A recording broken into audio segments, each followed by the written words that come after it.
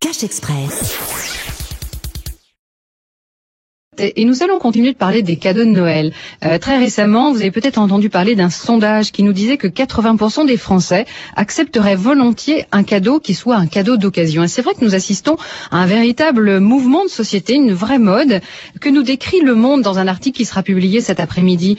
Et ce mouvement de société, cette évolution en tout cas, est décortiquée et analysée par Pascal Santi qui est avec nous. Bonjour. Bonjour. Vous êtes l'auteur de cet article, moi qui m'a beaucoup intéressé, puisque c'est vrai que le phénomène de la vente d'occasion se développe de plus en plus à travers notamment des magasins qui s'appellent par exemple Cash Express.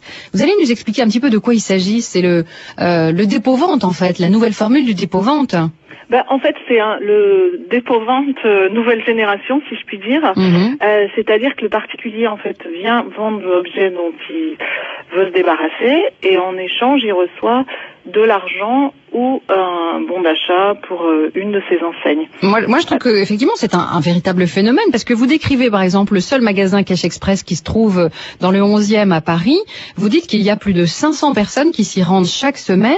Qui sont ces personnes qui vont vendre ou acheter des objets ? En fait, ça évolue. Ce sont pas forcément des personnes très désargentées comme on pourrait s'y attendre, mais c'est de plus en plus. Ça touche toutes les catégories de la population qui viennent donc au lieu de donner les objets à des associations caritatives. Etc. En fait, ils viennent vendre les objets dont ils n'ont plus besoin parce qu'ils n'en ont plus d'utilité. Et on imagine qu'ils viendront sans doute après Noël rendre les cadeaux qu'on leur a offerts. Ah oui, il y a un mouvement très important au mois de janvier où les gens effectivement viennent vendre les cadeaux qui ne leur plaisent pas. Ouais. Mais il y a quand même l'effet de la crise, non, j'imagine. Absolument, l'effet de la crise joue parce que les gens, effectivement, le pouvoir d'achat baissant, sont plus attentifs à leurs dépenses et dépensent différemment. Donc, alors, oui. Pardon. Donc en fait, au lieu ils viennent. C'est une façon d'augmenter leur pouvoir d'achat en quelque sorte. C'est très intéressant. J'aimerais comprendre également quels sont les produits qui s'échangent ou du moins qui marchent le mieux. Que trouve-t-on exactement dans ces boutiques ?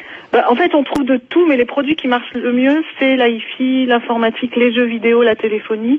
Et aussi, autre phénomène de société, c'est parce que la technologie évolue très très vite.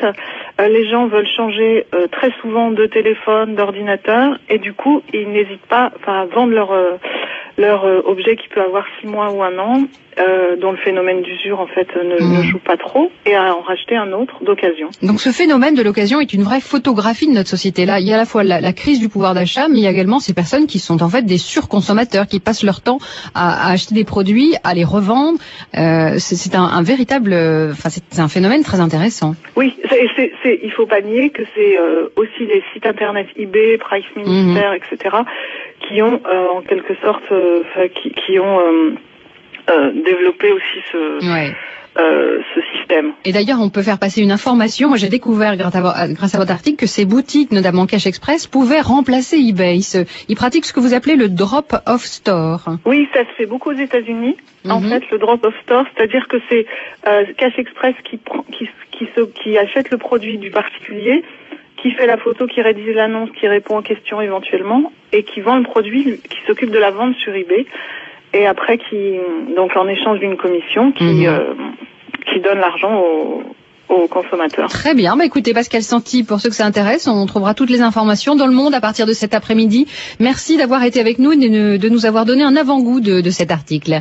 On va se quitter ainsi. Dans un petit instant, ça sera Stéphane Baird avec son Fou du Roi qui reçoit notamment Florence Foresti. Salut à tous. Cash Express.